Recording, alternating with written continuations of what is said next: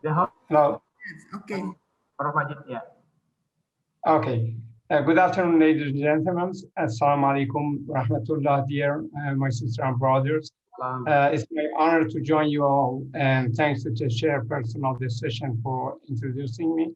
And I would like to acknowledge my friends, Professor Dr. Hardin for as a president of Federation of Asia Nutrition Society for inviting me to join you in this event. Hope we will have not any interruption for the internet connection. And do I have my slide now? Okay, thank you. The next slide, please. Okay, as you know, the diabetes is one of the most common metabolic disorders, is a public health concern rising over the world with a clear tendency to increase in the next decades. And poor metabolic control has proven to be linked to the development of multiple complications, both acute and chronic diseases. And despite the considerable research and health organization and educators' investment in the world, all the world, poor metabolic control is a major problem that seems to remain in significant percentage of patients, especially diabetes patients. In the recent studies, the artificial sweeteners contribute to weight gain and hence increase the risk of metabolic syndrome, cardiovascular disease, and type 2 diabetes. The next slide, please. And the low-calorie food with low sugar contents are being fast developed by the food industries to prevent the obesity and metabolic syndrome, as you know. And the artificial sweeteners as substitutes for sugar are used in various food and beverages and associated with protective metabolic effects. And commercially, artificial sweeteners are widely used as a calorie-free alternative to sugars. The next slide, please. The next, please. Yeah. As introduction for the this Stevia rebaudiana is known as a national alternative to artificial sweeteners, especially in the management of insulin sensitivity and type 2 diabetes. Unlike the low-calorie synthetic sweeteners, daily intake of 2 mg/kg per body weight, Stevia is quite safe and non-toxic and mutagenic, and 200 times at least sweetener than sugar. The next, please. Yeah. The Stevia contains high amount of diterpen glycoside sugar, which cannot be broken down or nor are absorbed by the digestive tract. The Stevia can decrease high levels of blood sugar. However, it shows no lowering effects on normal levels. Stevia is approved by the Codex, consisting of the WHO and FAO. The next, please. Next. The aim of our study was to determine whether glycemic response and lipid profile of type 2 diabetic patients are altered in response to drinking stevia or sucralose sweetened tea. Next, please. Two interventional phases on healthy people and diabetic patients was conducted, and at the first phase, the changes in fasting blood sugar were determined in healthy individuals following drinking of sweetened tea, stevia or sucralose within 2 hours of intake. And in the second phase, the effect of stevia or sucralose sweetened tea was evaluated among patients with type 2 diabetes mellitus. In the first phase, 8 healthy individuals aged 25 to 60 were enrolled with inclusion criteria of having FBS level between 70 to 101 milligram per deciliter, and following a 12 to 14 hour fasting, subjects were randomly assigned into two groups of stevia or sucralose. We used EchoCheck active model glucometer. The blood sugar were determined before and after the drinking tea, and blood was drawn through the finger prick test before and in 30, 60, 90, and 120 minutes after drinking tea. 1 week later, the subjects crossed over to another group. Next, please. Uh, in the second phase, we had 39 type 2 diabetic patients were randomly, who were randomly assigned into two groups, and inclusion criteria were FBS level less than 180 milligram per deciliter, postprandial blood sugar level less than 250 milligram, and HbA1c less than 10%, and BMI between 18.5 kilogram per meter square and 29.9 kilogram, and non-pregnant or lactating person, non-insulin dependent, non-conditions such as autoimmune disorder, ischemic heart problems, renal disorders, chronic inflammatory diseases, or thyroid disorder, and patient with allergy to the stevia.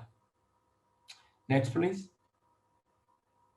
Yeah, a double blind in the second phase, we had a double blind randomized control trial, and 5 patients decided to withdraw from the study. Therefore, 34 patients completed the study, and patients in group stevia, 15 patients received 1 cup of 2% stevia extract, sweetened tea in 3 meals, and non-stevia 19 subjects received 1 tablet of sucralose sweetener daily for 8 weeks.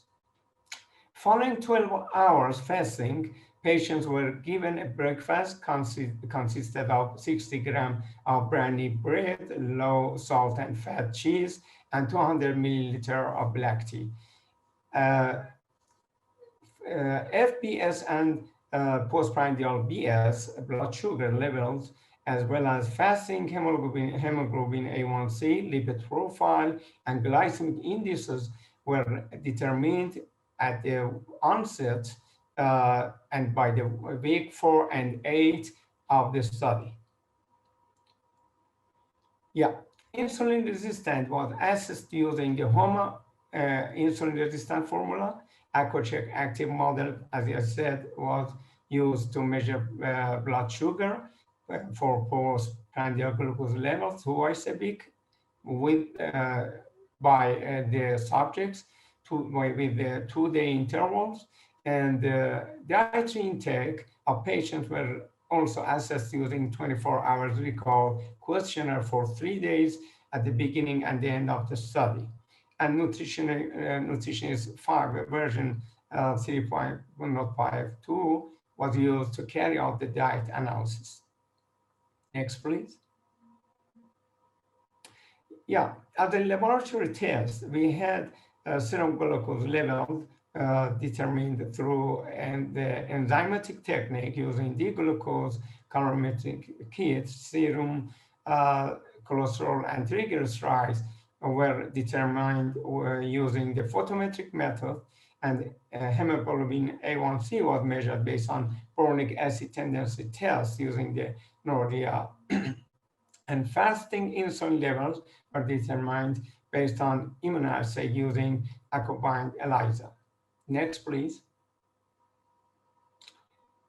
This is the statistical method and analysis.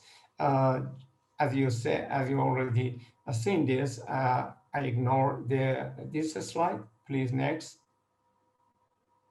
Yeah, as a result, next, please. As you can see, in the first phase, you can see the comparison of glycemic response to drinking sweetened tea with the stevia and sucralose in healthy subjects. There is no significant difference. Even there is a good response using the stevia. Next, please. Among 39 diabetic patients in phase 2, 5 subjects, 3 from the experimental and 2 from the control group, were excluded due to uncompleted sessions. No significant differences were found in response to age of the patients. And intra-group comparison were done based on the sphericity assumption. The stevia group had significant reductions, and the sucralose group did not have any significant difference. Next, please. In this table, you can see the macronutrient changes. There is no changes between the two groups, just as a saturated fatty acid. There is a significant difference in the stevia group. Next, please. By adjusting the confounding variables, such as time and sex, no significant variations were observed, and no significant variation was observed between two groups comparing the changes in the average of hemoglobin A1C. No significant variation was reached within the group at the postprandial glucose levels of patients was more satisfactory in response to stevia compared to the other group. Next, please. Yes, this comparing the effect of stevia, it showed that the effect of stevia, sucralose, sweetened tea on glycemic indexes and the lipid profile in diabetic patients. As you can see, there is no significant difference between the items and variables between two groups. Next, please. Yeah, there's a graph. You can see the changes, comparison changes of FBS level between two groups. Next, please. Also in this graph for postprandial glucose levels. Next, please. Also the changes of fasting insulin level, you can see the drop in the graph. Next, please. And the changes of, and comparison mean changes of total cholesterol levels, you can see. No significant difference. Next, please. And this graph, you can see the changes of HDL levels. There's no significant difference. Next, please. As a discussion, the contradicting data exists on the effectiveness of artificial sweeteners for the management of diabetes. Hence, paying more attention to natural calorie-free sweeteners such as stevia extract as an alternative to sugar in both plausible and practical. There is a growing literature that recognizes the importance of stevia as a healthy and natural alternative sweetener. In addition, stevia shows a high heat stability, which is a favorable characteristic from the food industries. Next, please. Stevia is sweetener than regular sugar and with no calorie and complications because it's containing rebaudiana, which is potent sweetening compounds. In fact, stevia does not contribute to increased blood sugar and insulin levels. The important biological effects of stevia is opening calcium channels in pancreatic beta cells mediated by the active constituent of rebaudiana, stevia, and in 2017, Philippou and et al. Reported benefits of stevia for healthy individuals as a preventive mechanism against diabetes, especially for those who are not on high-fat diets. Next, please. The lack of significant changes in blood glucose levels in the current study was similar to that observed in a study done by Janus et al. In 2007 that found oral intake of 250 milligrams of stevia did not affect blood sugar levels in healthy individuals. In the present study, consumption of 2%, as I said, stevia sweetened tea contributed to significant changes in fasting blood sugar, postprandial glucose, and hemoglobin A1C level in diabetic patients, with no significant difference compared to the other group. In contrast, Bertoni et al. In 2011 reported significant decreases in blood glucose level following administration of 41% stevia solutions. That means very safe. Next, please. The inconsistency might occur due to low doses of stevia used in our study. Therefore, low doses of stevia do not likely cause significant changes in glycemic response, as previously expected. Stevia does not cause significant changes in lipid profile. As we see in was different from those reported in Elenga et al. Study, and the stevia plays important roles in improvement of glycemic response and lipid profile in contrast to artificial sweeteners, as Talebi showed before. Next, please. Since energy intake was nearly similar in both groups at the beginning and end of the study, it might be suggested that sweeteners did not affect the participant appetite. The average energy intake was 205 kilocalorie increase in sucralose, and while 225 kilocalorie decrease in the stevia group with no significant difference, of course.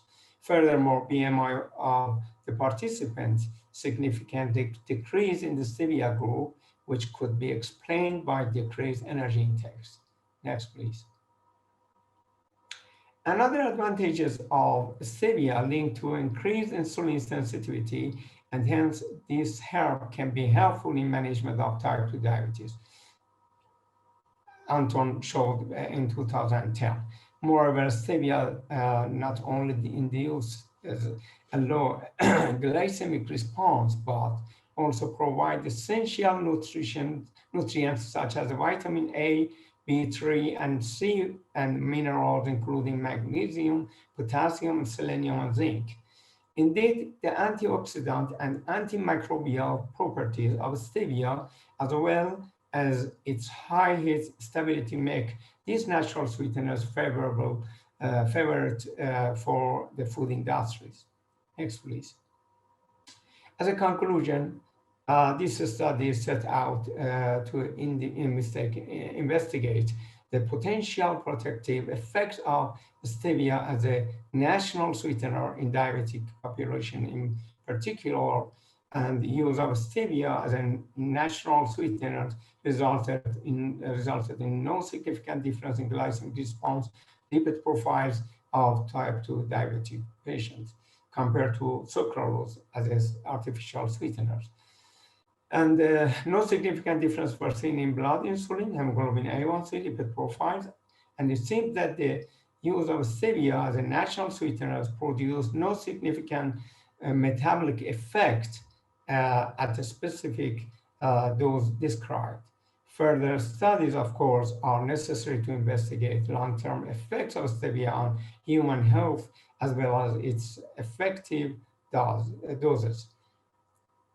And I should acknowledge my colleague for this study, and also the participants and research associates who made it possible to complete this research project, and also the company provided the tea bags, sweetened tea bags. And thanks to all of you to hear my talk. Now, yeah. Yeah. Could you make it in the louder screen?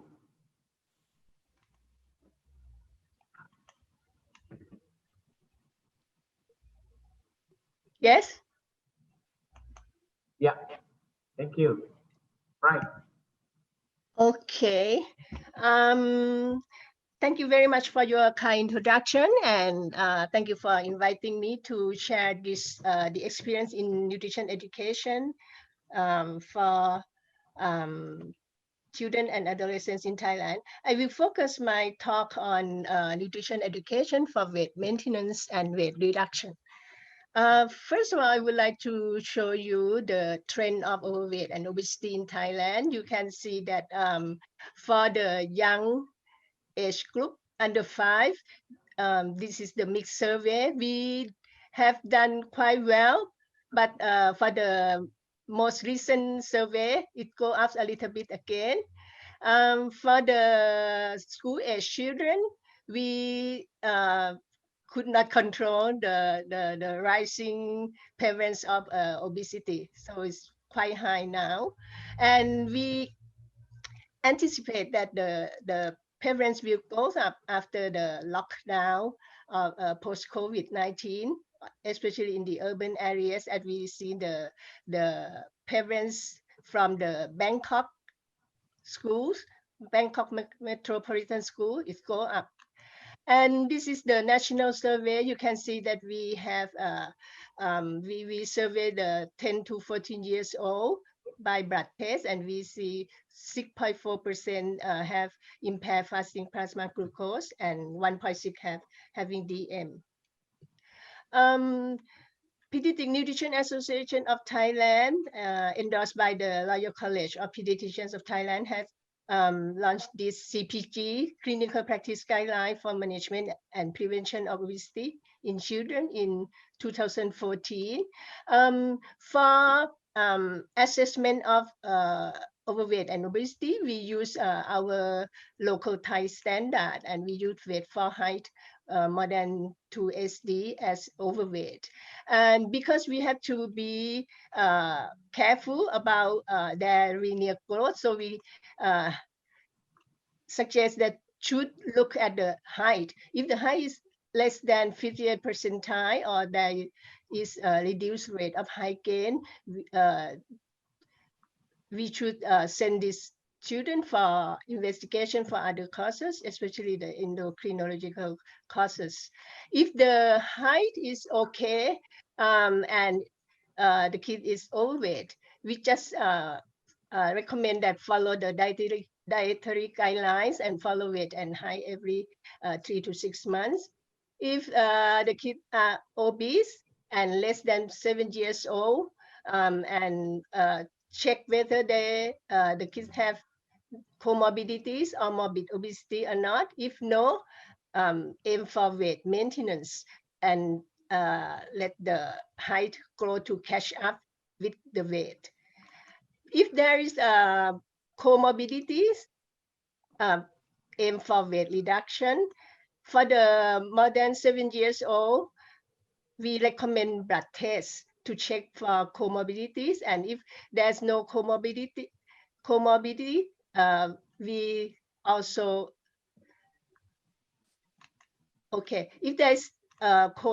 if there is a normal blood test anyway for older age group, we recommend for weight reduction. And if there is a not abnormal blood test, we recommend weight reduction 5 to 10%, because there are evidences that in children that this reduction of weight 5 to 10% can reduce the cardiometabolic risk, type 2 diabetes risk in children. What is the recommendation for treatment of this overweight and obese kids? Is from the series 3 papers in Cochrane review. They recommend multi-component interventions, and which include diet, physical activity, and behavioral therapy. Of course, for young children, family involvement is very important. For weight maintenance, in Thailand, we recommend using the dietary guideline for young children. We have the pink book. The pink book is recording the health of mother and also for young children. For older age group, we recommend nutrition flag. Mostly those young kids who are obese, usually at the age of about 3 onwards. If it's lower than 2 years old, we recommend that they should send for consultation to the pediatricians, because it's quite need special intention and treatment and need a good team to look at their weight. This is in the pink book for 1 to 5 years old. This is in Thai, so I have this table for you in English so you can follow. But we recommend using the household utensils. For example, for rice and flour, we recommend for the 1 to 3 years old, 3 ladders of rice a day. For 4 to 5 years old, 5 ladders.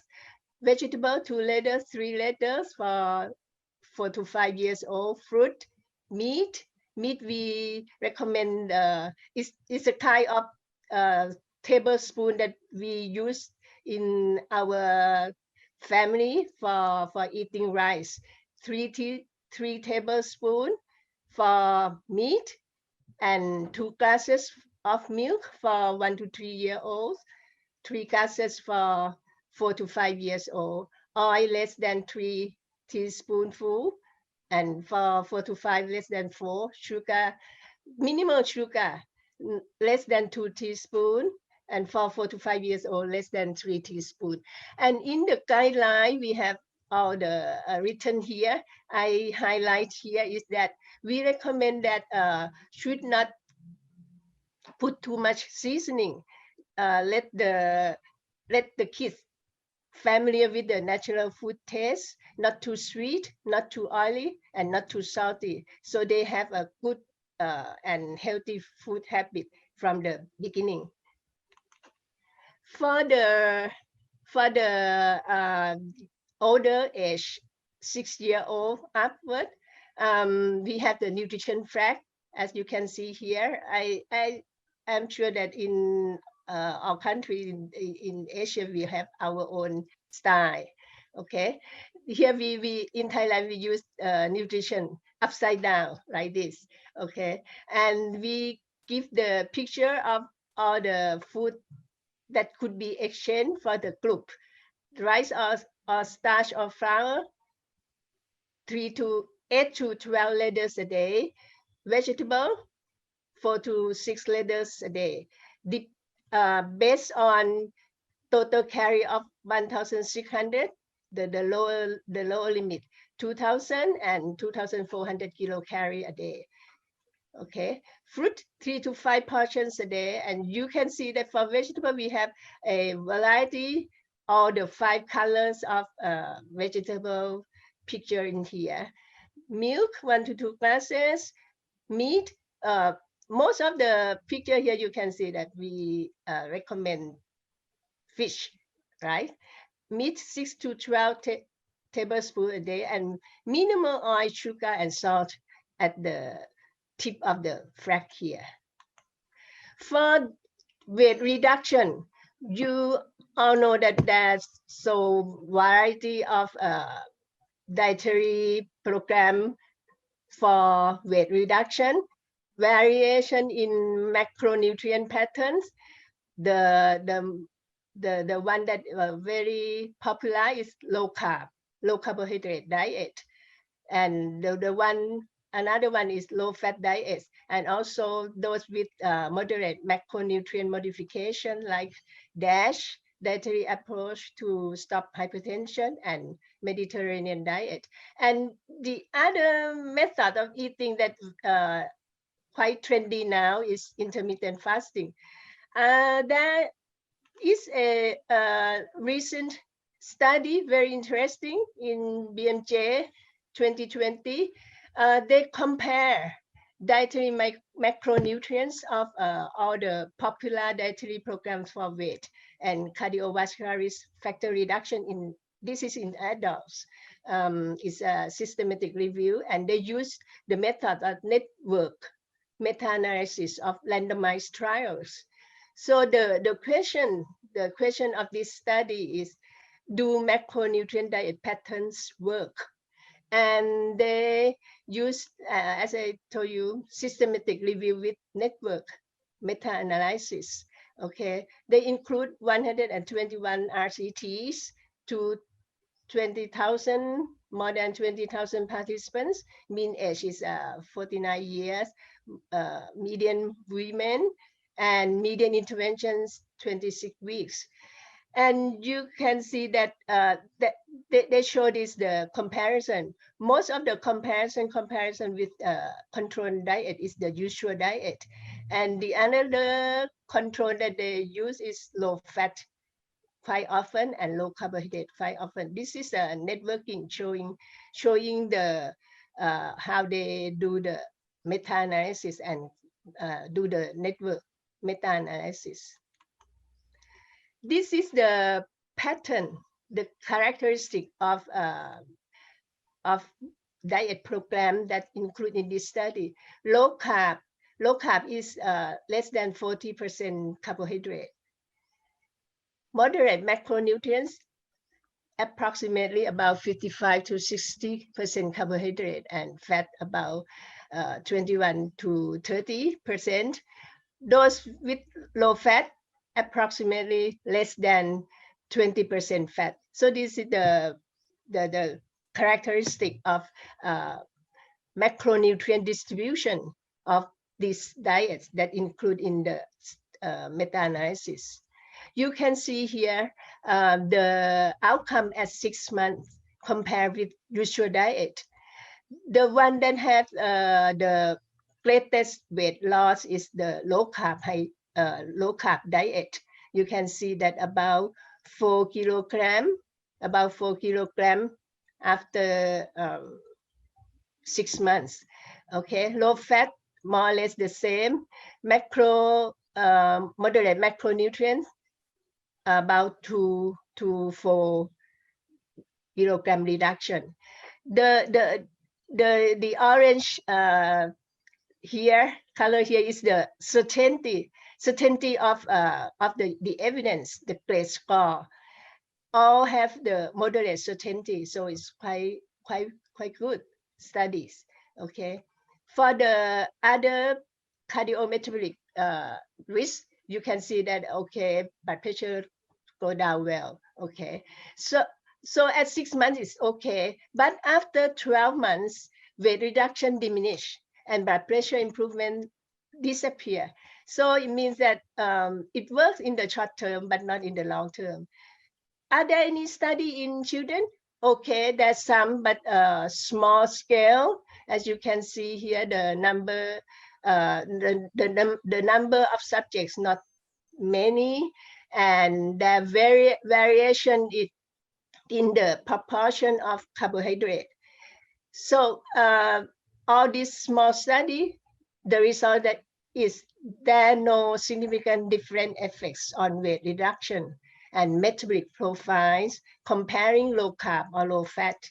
One study observed lower triglyceride in on the diet with 45 to 50% carbohydrates. So there are not many studies in adolescents. Another trend is in fashion now is intermittent fasting and weight loss. That's a recent systematic review and in 2020. And you can see that in all 27 trials examined, intermittent fasting result in weight loss ranging from 0.8 to 13% of baseline. And they compare IF to just only calorie restriction, no fasting, and they found equivalent results. 5 studies that have patients with type 2 diabetes, there's some improvement of glycemic control. If intermittent fasting paired with resistance training, the subject can retain lean body mass, and that is promote fat loss. And most of the study is very short duration. You can see some study only 2 weeks, some 6 weeks, and very low enrollment. So I think we need more evidence, more study to conclude whether it's to recommend this or not. There are no good study, RCT study of intermittent fasting in adolescents. So for all the evidence we have for the moment, for the present time, so we cannot say which one is better. So the main point is hypocalorie and balanced diet is safer and proved to be can be reduced weight. Maybe the result may be modest, but it works. Okay. The recommendation for weight loss is for children, as I say, that we need to be careful about their linear growth. So we need to reduce weight gradually. This is the recommendation for younger children, 0.5 kilogram per month. For older children, 1 kilogram a month, and no dose morbid obesity. To achieve this, you can see that to lose weight, 0.5 kilogram a week, the reduction of energy is 300 to 400 kilocalories per day. So it's a very small amount. If we want to reduce 1 kilogram per month for older adolescents, we need only maybe 200. Dr. Ladda, 1 minute left. Sorry? Yeah, 1 minute left. Oh, sorry. Oh, so this is infographic. We need to show this infographic for sugar intake. And our Ministry of Public Health, we have this using the traffic light concept to profiling the product for food use and for the public use. This is for meal. And we have the healthier local choice. So this is to help consumer to make a informed decision and have this local. So this is the form of information education. And we also have mobile applications like this. This is the food choice application. And we also use the traffic light. When you scan the barcode, they give you the information about the product and also give other choice with it better. And this is the teaching of food choice in school. And food I eat, you can also enter your weight, your height, and enter what you eat and your physical activity. And then you know what to do. And if you don't have mobile, you can use this. This is what my patient do. And this is the Nutrition Association of Thailand. We have the infographic also to correct the myth about durian. For example, some people say durian to lose weight. Okay. And this is the day camp. Okay. So take home message is that the goal is a healthy weight without affecting linear growth. And we need multi-component management and involve the family. To lead children and families, information should be simple and distributed via various channels that are friendly to the target user. Thank you very much. Okay, hello everyone. And today I'm going to share my experience in sport nutrition, controlling body compositions and performance of athletes in Hong Kong. So for many athletes in the world, especially the elite athletes or maybe some amateur athlete, if they want to play good at sport, not only just they purely focus on training on their skills, one of the things is very important is to monitor their body compositions and body weight, because their body weight and body compositions can affect their exercise performance. Therefore, many athletes devote their time and energy to change their body compositions into the ideal physical physique, which can fit their sports. And following a proper eating habits and exercise regime are necessary for athletes who wish to make changes in their weight and body compositions. So if you look at the sports, basically different sports have different physical characteristics. So some sport allows athlete to have a higher percent body fat than the others. For example, like long distance swimming, long distance swimmer, they are allowed to have a little bit body fat, more body fat because for the buoyancy, or maybe some collision sports, or maybe contact sport like rugby, American football players. Some of the position of the athlete, they have a relatively high percentage body fat than their teammate because for the protections of their organs. And also, while some sport, they have not allowed to have a high percent body fat because it may be impair their exercise performance. For example, marathon runner, triathlon, or maybe some sprinter like 100 meters running sprinter, or maybe 50 meter sprinter. They need have a very low percent body fat because body fat in terms of sport performance is a useless tissues because it cannot generate energy. So for the sprinter or maybe for some marathon runner, they need to have a lower percent body fat or maybe lower body weight for their better performance. So if you look at the different sport, different percentage of different sport, you can see that some of the sport, they have a relatively low percent body fat. For example, bodybuilding, or maybe some we call a power sport like football, or maybe some weightlifting, wrestling, they have relatively low percent body fat, while other sports they are allowed to have a relatively a little bit high percent body fat, such as baseball, or maybe shot putting, or maybe some leadman football players, because their sport not 100% based on their power. Some of the sport like baseball can be depends on their skills, or maybe like shot putting, because they are not a very explosive sport. So basically their percentage can be a little bit higher. So because of the time constraint, today I'm only focused on how to manage athletes on losing body weight, especially losing body fat.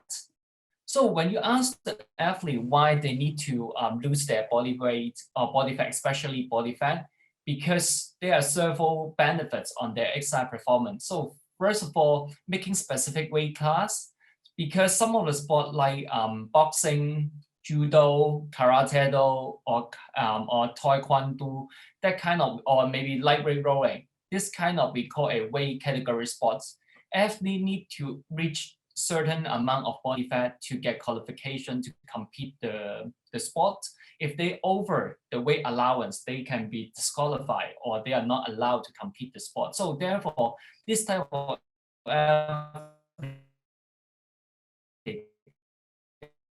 very restricted control.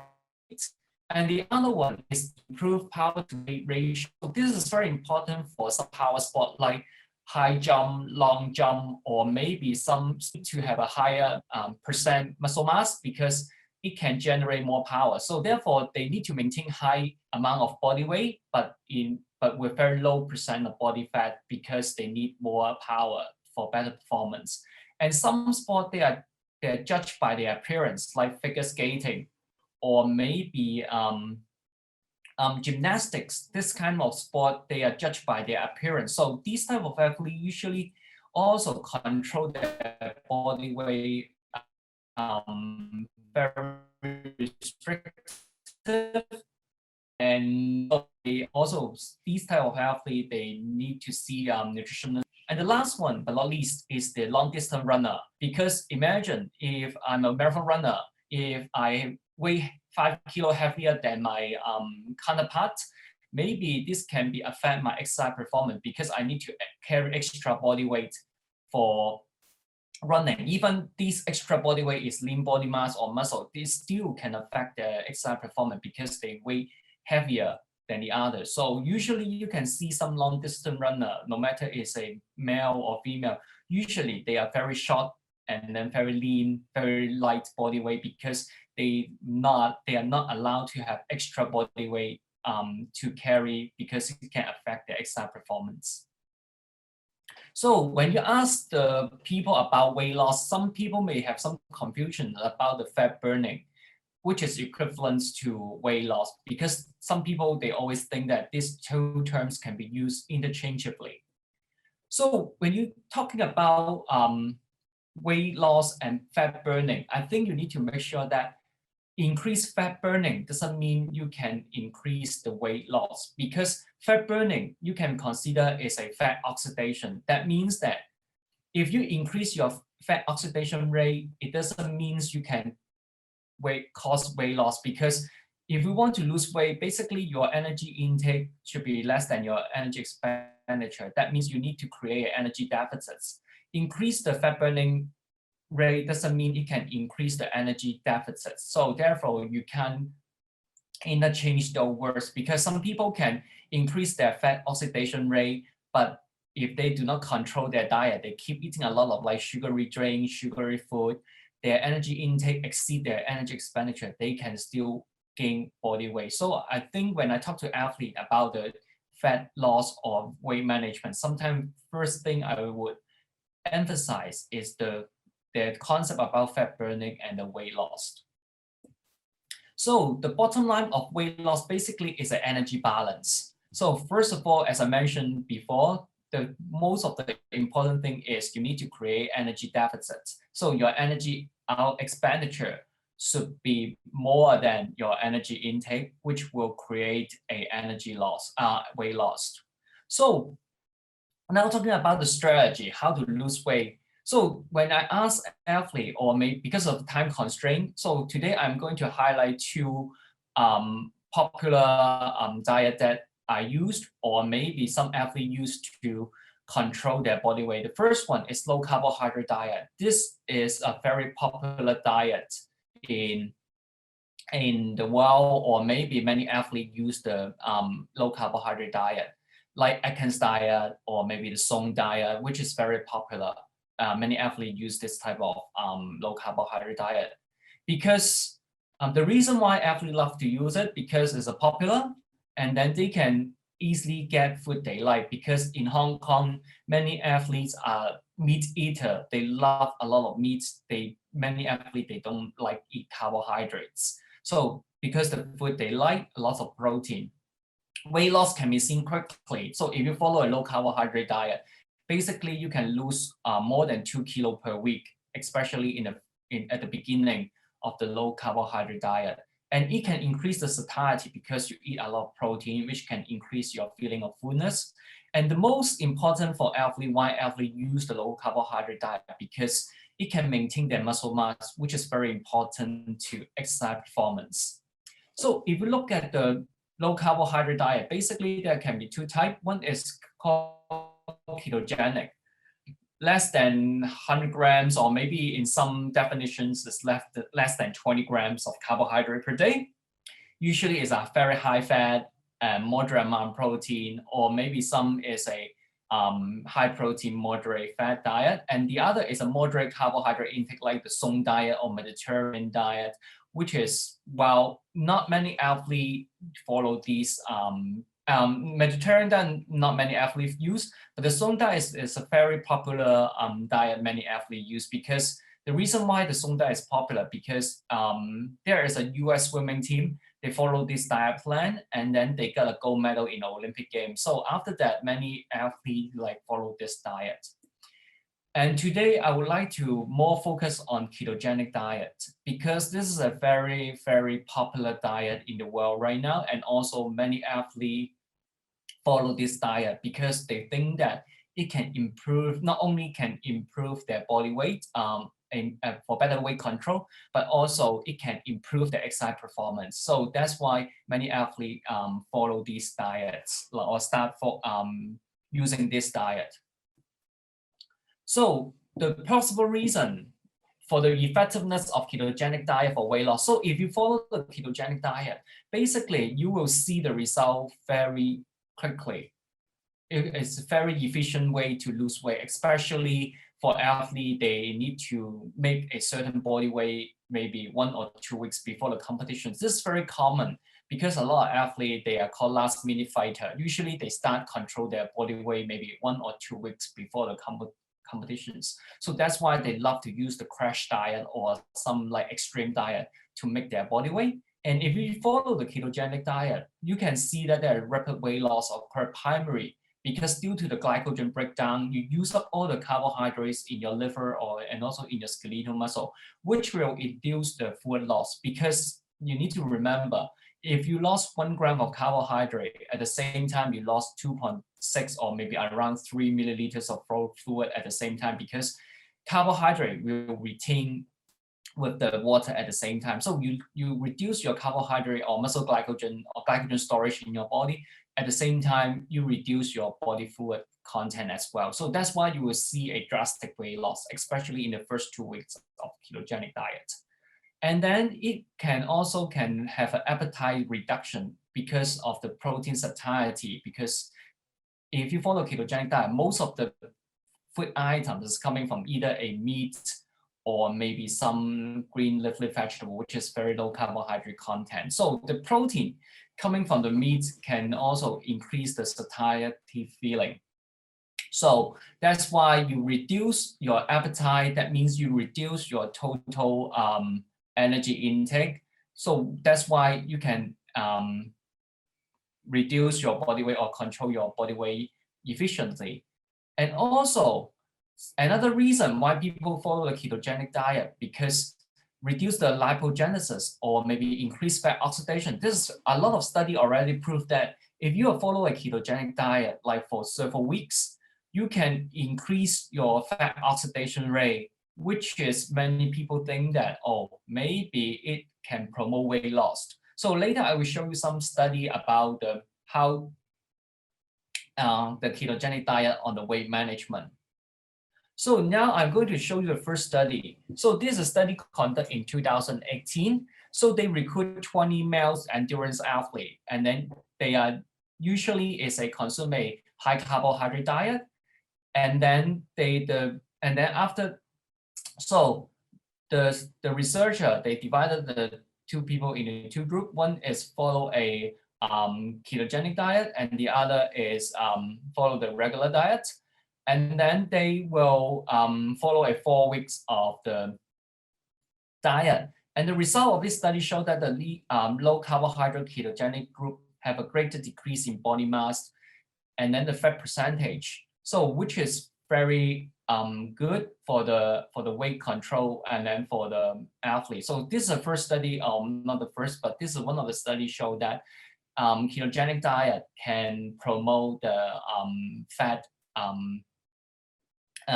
reduce the body weight, and especially on the body fat. And at the same time, these studies also show that there is no changes in the performance of the 100 km like performance training, but they have increased the power output a little bit in the ketogenic diet group. So they may have a little bit effect on exercise performance as well. And the other study, which is also published early of this year, so they recruit 21 strength trained women. So basically they are power sport athlete, and then randomly assign either a non-ketogenic diet or ketogenic diet group. And then, so after the study, and then they measure their body weight, they also find that similar to previous study, there is a significant reduction in fat mass observed in ketogenic diet group, but not in non-ketogenic diet group. So basically, according to the latest study, it showed that ketogenic diet maybe have some beneficial effect on the exercise, on the weight management. I think that's why many athletes use this diet to control their body weight.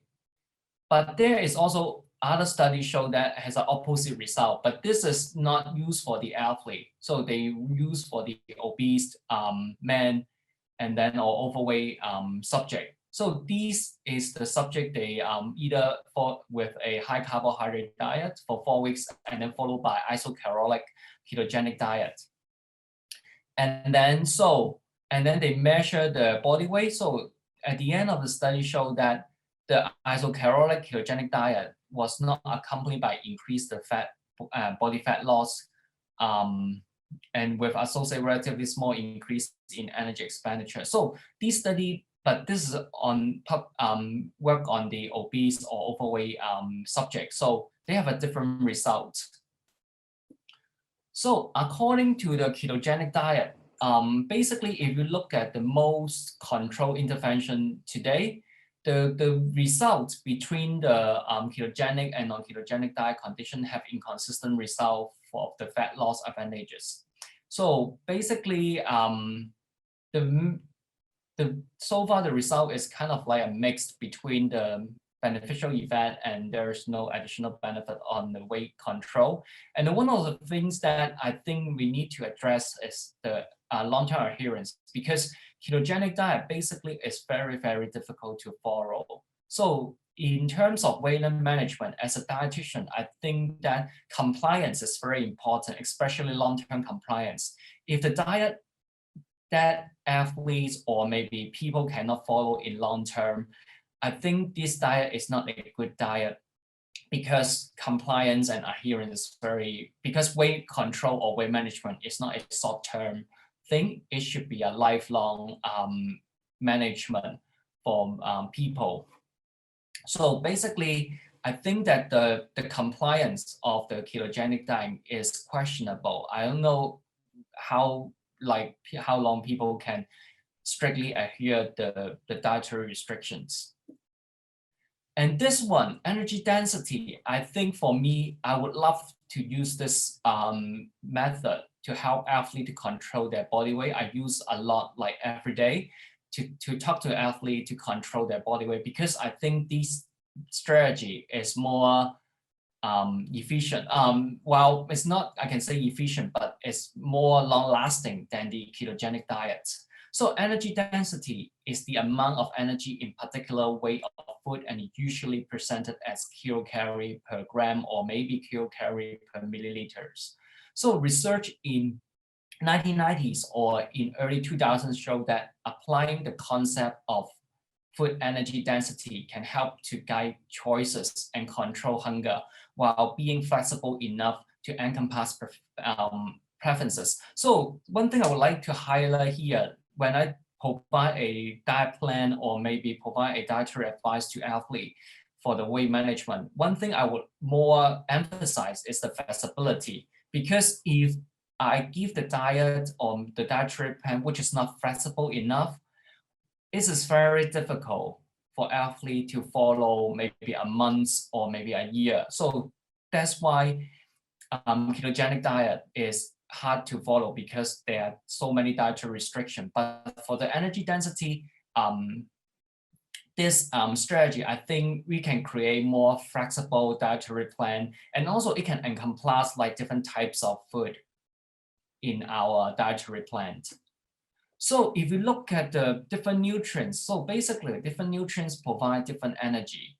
So for the athlete or for people who wants to lose their body weight, I think, as I mentioned earlier, you need to create an energy deficit. So two important nutrients, fat and alcohol, they should pay attention because they are energy dense nutrients. So the food, they are rich in fat or rich in alcohol, maybe athletes, they need to pay attention, not the carbohydrates, not the protein.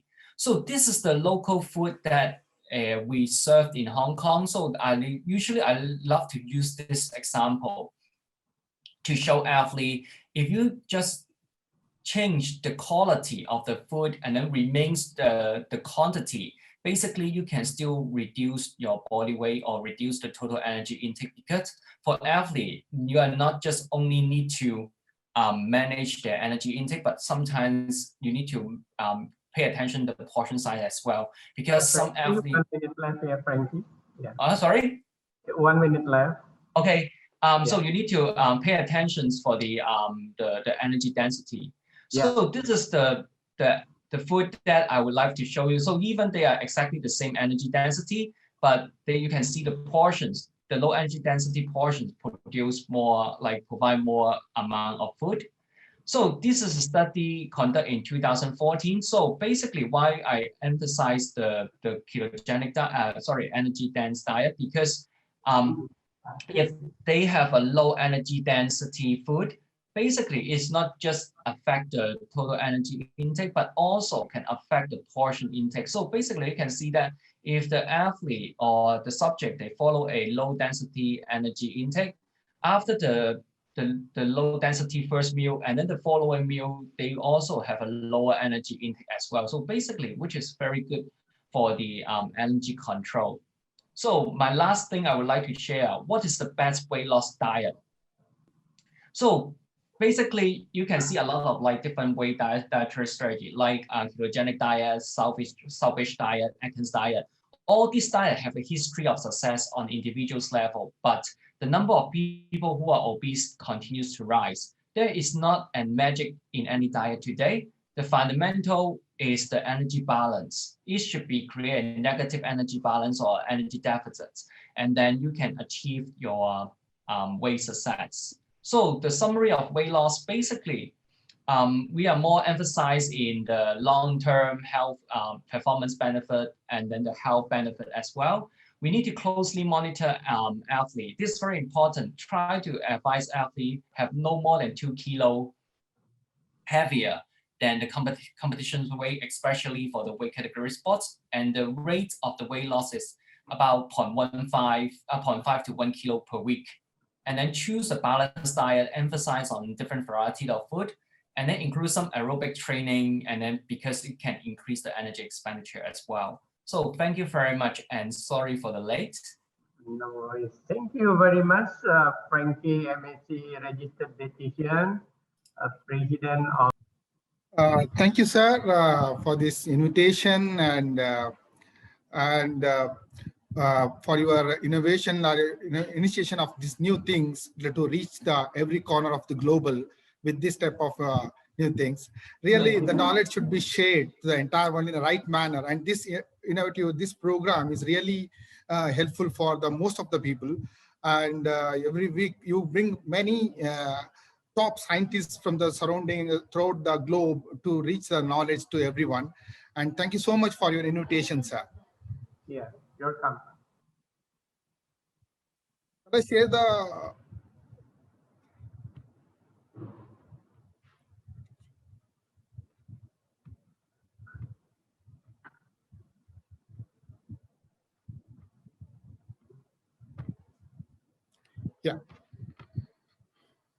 So Sir has given a nice topic, the sports nutrition for athletes' performance.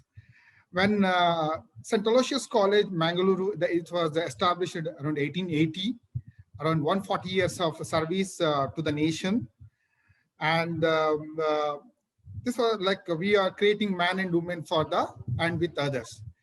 So sports nutrition for athletes performance throughout the country, even not only India, when it comes to the nutrition part, it should be go in a right manner to reach the right goal. So here, if you want to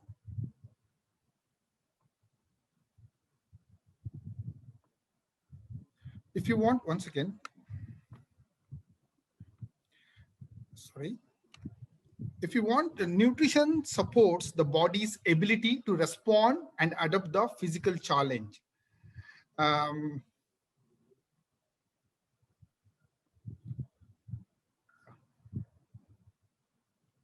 Nutrition supports the body's ability for the response to the physical challenge. The sports nutrition is a young field. Knowledge base is continually expanding as understanding evolves and research is done. The athlete must use the genetics, training, and nutrition to their advantage in order to achieve the success. Because nutrition is a one area, but the sports nutrition is a new area where we have to give the proper diet for the sports people. So here, the amount of composition and timing of food intake can profoundly affect the sports persons. Food nutrition will help athletes to train hard, recover quickly, and adapt more effectively with less risk of illness or injury. The good nutritional strategies need to be adopted before, during, and after training to help maximum performance. A great diet cannot make average athletes elite, but a poor diet can make an elite athlete average. So when it comes to the what is the right diet for a sports person? It may be carbohydrates, or it may be fat, or it may be protein, but you should know what type of selection is very important. Choice, proper choice is very important. So why sports nutrition is important? At most basic level, nutrition is the important for athletes because it provides a source of energy required to perform the activity. The food we eat impacts on our strength, training, performance, and recovery. Not only is the type of food important for the sports nutrition, but the times we eat throughout the day also has an impact on our performance levels and our body's ability to recover after exercising. Sports nutrition plays a key role in optimizing the beneficial effects of physical activity, whether you are a bodybuilder, professional athlete in training, or exercising to improve your mental and physical health.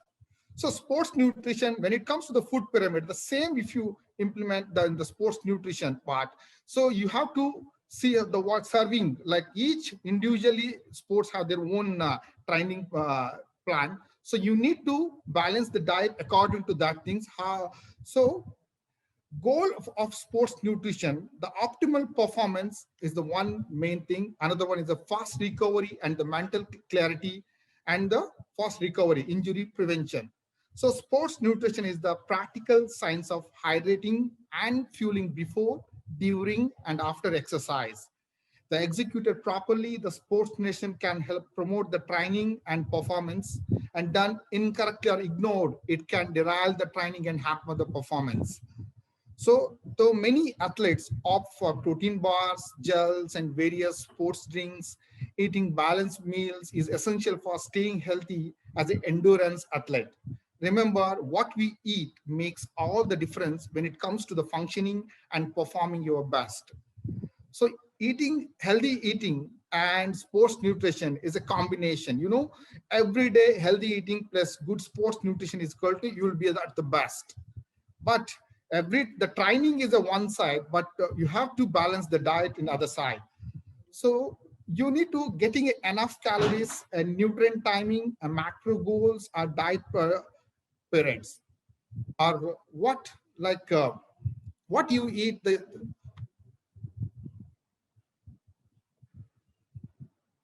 You are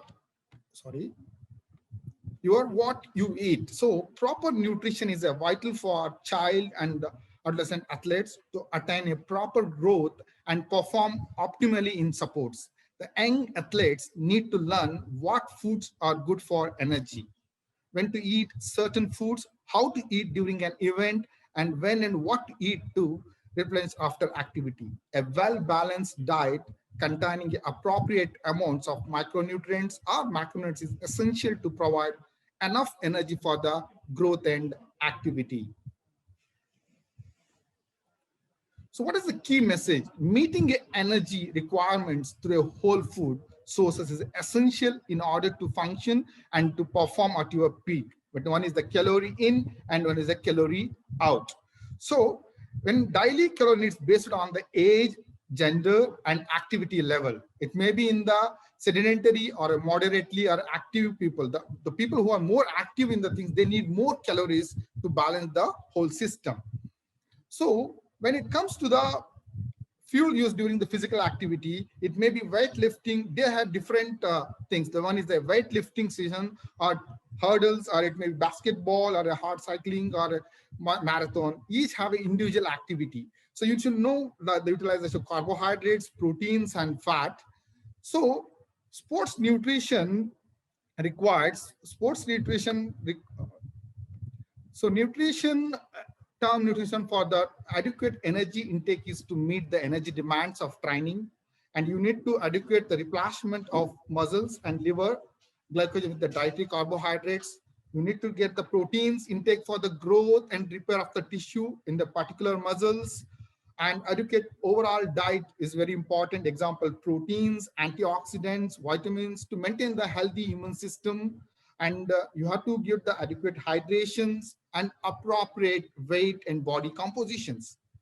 Then the short-term nutrition goal is a consumption of food and beverages to delay the fatigue during the training and competitions, and minimization of dehydration and hypohydration during the exercise is very important. Use of dietary strategies known to be beneficial for performance, such as pre-competition meal, caffeine intake, or carbohydrate loading. So intake of the nutrients that supports the recovery and appropriate timing of nutrition is very important. So when you consume the nutrition, what should I eat is very important here. During the pre-workout nutrition or the post-workout nutrition. So when it comes to the post-workout nutrition, what do we need is the protein, carbohydrates, water should be balanced in a right manner. So when it comes to the post-exercise, the post-game meal is full meal about 2 hours of the post-exercise. A generous amount of carbohydrates is required over there because the moderate protein, example 20 grams of the high quality protein will always stimulate the muscle protein synthesis. So in the other side, the hydration, when, how much, how often, and what type of is very important. Water always accounts for approximately 60% of the average person's body weight. So proper hydration happens before, during, and after training is very important. So hydration, always the coach plays a vital role in ensuring that their athletes are properly hydrated. The hydrating is a critical period during and after practice and competitions. The athletes always lose fluid through the sweat and breathing, or if fluid is not replaced, so dehydration could take effects. So increasing the number of water breaks in the warm climates, and the best replacement, remember, fluid is the water. So during the dehydration, athletics met with so many problems, like what are that? One is a dizziness, or rapid heart rate, or it may be loss of consciousness, or it may be altered mental status. So you should be drink before you feel thirsty. So balance your body system in a right way. So you should know, like consuming the water like 2 hours before the exercise, 15 minutes before the exercise, or during the exercise, or after the exercise. You should balance the water level. How to monitor the hydration status is very important, like weight loss plus dark colored urine, or plus there is dehydration. So urine that is a dark golden in color indicates the dehydrations. So coaches should instruct the athletes to check their urine color and notify them if their color becomes too dark. So in other side, carbohydrate is a very important sector. You know, you should be it's challenging for you to select the good crabs versus bad crabs. So why these carbohydrates are important for athletics? One is the carbohydrates are one of the most important nutrients needed in an athlete's diet, because these carbohydrates are vital to help the reach peak performance during the physical activity, because they provide energy and muscle gain. The correct amount of carbohydrates available to muscles, the protein can be free to do its main job of repairing and rebuilding the muscle tissues, which maximize the muscle gain.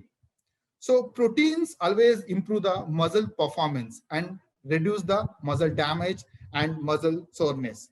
Use it for building and repair the muscles, red blood cells, or in other tissues. Athletes should get enough proteins for muscles growth and repair in an average mixed diet.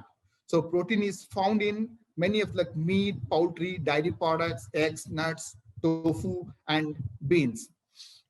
But fat is one more area, very important sector, but choosing the right fat is very important. So reduce the bad fats in your diet. So saturated fat like whole milk or fatty meats, or select linear cuts of meat, or limit the egg yolk intake, not more than 1 per day. Or limit or avoid the processed snack foods, and avoid the trans fats, hydrogenated things, and 20% to 35% of total energy intake.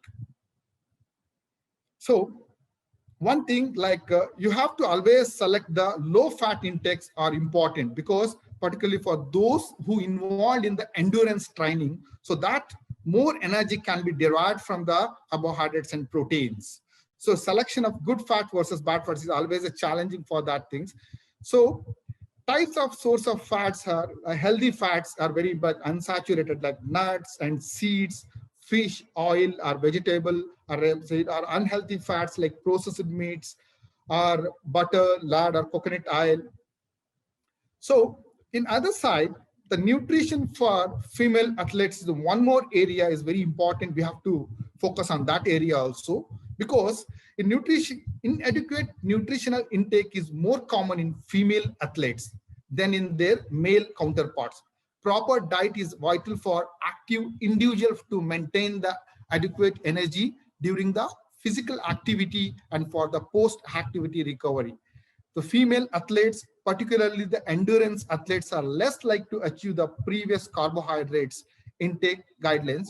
This is due to the chronic or periodic restrictions of total energy intake in order to achieve or maintain a low levels of body fat.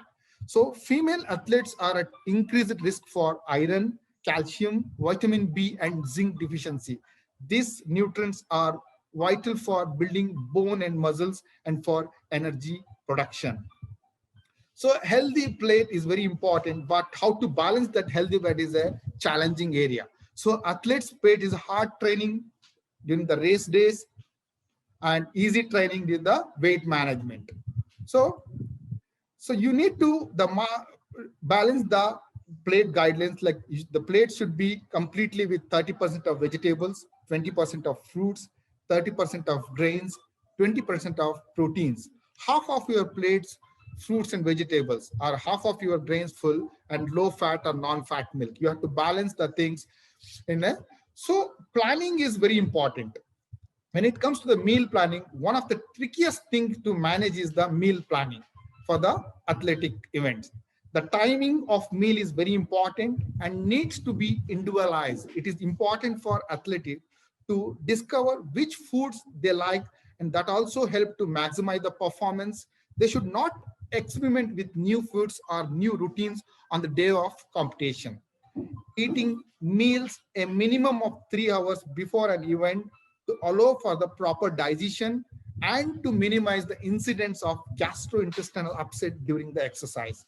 Meals should be include the carbohydrates, proteins, and fat. The fiber should be limited. High fat meals should be avoided before exercise because they can delay the gastric emptying and make athletics feel sluggish and thereby adversely affect their performance. So early morning practices or events, having a snacks or a liquid meal 1 hour, 2 hours before exercise, followed by a full breakfast after the event, will help the ensure sufficient energy to maximize the performance. So in addition, make sure that your meals are well balanced with fruits, vegetables, lean protein, and complex carbohydrates. When it comes to the sportsman diet chart, the meals eaten before and after exercise are the most important in the sports nutrition, but you should really be careful with everything that you put into your body, because athletes should eat about 2 hours before the exercise, and this meal should be high in carbohydrates, low in fat, and low to moderate in protein. After exercising, you need to replace the carbohydrates. You have to lose, and you need to ensure proper muscle recovery by including protein in your post-training meal. So one thing, you have to avoid the junk foods and the food that are high in fat. This includes intaking a large amount of processed energy bars and gels. So when it comes to the reaching the finishing line, a well-balanced diet is essential for growing the athletes to maintain a proper growth and optimize the performance in athletic endeavors. An ideal diet comprises 45 to 65% of carbohydrates, 10% to 30% protein, 25% to 35% fat. The fluids are very important for maintaining hydration and should be consumed before, during, and after athletic events to prevent that dehydration. So timing of food consumption is important to optimize the performance. A meal should be eaten a minimum of 3 hours before the exercise, and snacks should be eaten 1 or 2 hours before the activity. So recovery food should be consumed within 30 minutes of exercise, and again with the 1 hour or 2 hour of the activity, to allow the muscles to be rebuilt and ensure the proper recovery. So what is the one thing, like especially for the coach, that they have to teach the athletes about good nutrition. That's the one thing, and instruct the athletes regarding the importance of the pre-event meals and fluids. The food that are high in carbohydrates provides athletes with the energy their muscles need. Healthy carbohydrates and whole grains, etc. Encourage 4 servings per day of calcium-rich foods like milk, cheese, and yogurt to balance the things. And encourage 4 to 5 servings per day of fruits and vegetables, because fruits and vegetables are abundant with phytochemicals and rich in antioxidants. Eat nutritional snacks provided at a half time, and drink fluids throughout the training and event, because you have to balance the hydration things. So, and finally, what I want to conclude the things that the sports nutrition is one of the very important set for the next generation. We need to give the proper information and proper guidelines for the athletes to take a proper diet. Nutrition is one sector, but when it comes to the sports people, they are completely different. They involve in their activities, and body itself need many things which should balance the entire body metabolism. So thank you so much for giving this opportunity to be a part of this symposium, especially for Professor Hajifaraji to giving me an opportunity to give this talk. Thank you, sir. Thank you very much, Dr. Adarza. It's very, very interesting. So